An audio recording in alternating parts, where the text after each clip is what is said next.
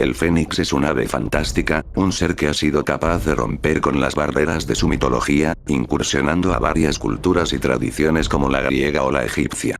Incluso algunos personajes lo llegaron a relacionar con la religión cristiana, como lo fueron Clemente de Roma o Epifanio.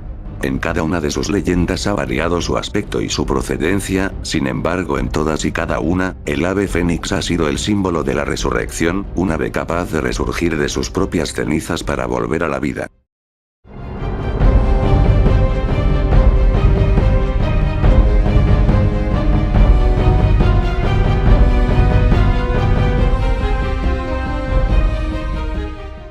Existen leyendas cristianas que hacen alusión al ave fénix, sobre todo como una analogía. En una traducción de la Biblia es nombrada, aunque esta versión no posee mucha aceptación. Clemente de Roma habló del ave en una de sus obras como una analogía y símbolo de resurrección. Allí se menciona que el fénix nació bajo el árbol del bien y del mal y fue el único ser que no probó sus frutos, por esta razón fue premiado. Cuando Eva y Adán fueron echados del Edén, una chispa perteneciente a la espada de fuego de un querubín se posó sobre el nido del ave, que comenzó a arder en ese instante. Entonces la inmortalidad, el conocimiento y la capacidad de curar con sus lágrimas fueron atribuidas al ser.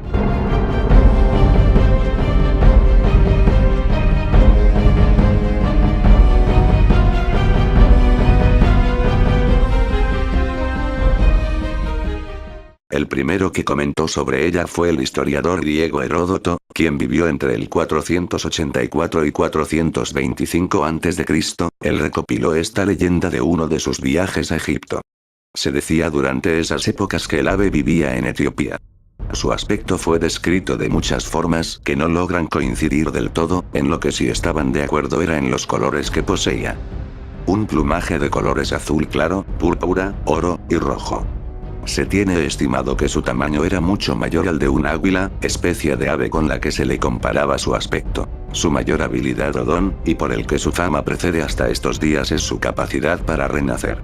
En cuanto a la duración de su vida hay varias versiones, en la que más se coincide dice que es de 500 años, sin embargo algunos decían que era de 1400 y hasta incluso de más de 12.000 años.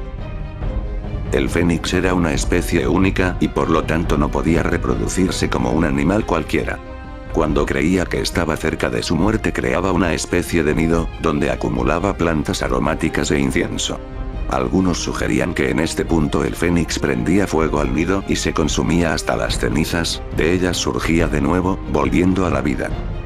En otra versión, el ave fénix muere en su nido y de su semen nace un nuevo fénix, quien recogía el cadáver de su padre y lo introducía en un tronco hueco de mirra para posteriormente volar con él hasta Heliópolis, una muy importante ciudad del antiguo Egipto.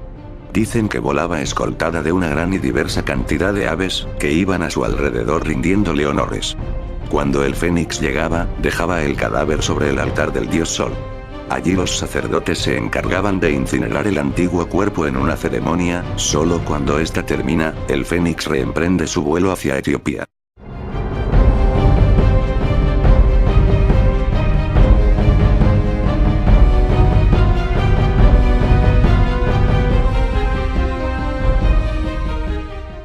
En la mitología egipcia el aspecto del fénix es muy distinto, era representada como una garza de Herón, una especie ya extinta. No era tampoco llamado fénix, sino por el nombre de Benú. Se le asociaba mucho con las crecidas del agua del río Nilo, con la muerte y el renacimiento. Fue nombrada en el mito de la creación heliopolitano, mito que explicaba la creación en el antiguo Egipto. En estos se dice que es una forma de Atún que ha ascendido. Atum es el dios principal del mito de la creación. Otros mitos dicen que el ave Benú nació de un árbol Persea que ardía en Heliópolis, otros que saltó del mismísimo corazón de Osiris.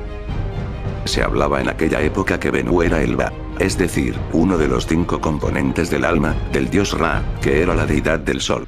Los egipcios decían que Benú representaba los rayos del sol y lo relacionaban con este dios, pues en el amanecer de la creación, descansó sobre la primera porción de tierra que emergió de las aguas del caos. También se le relacionaba con el dios Osiris, el dios de la otra vida o del inframundo, como una forma de renacimiento después de la muerte.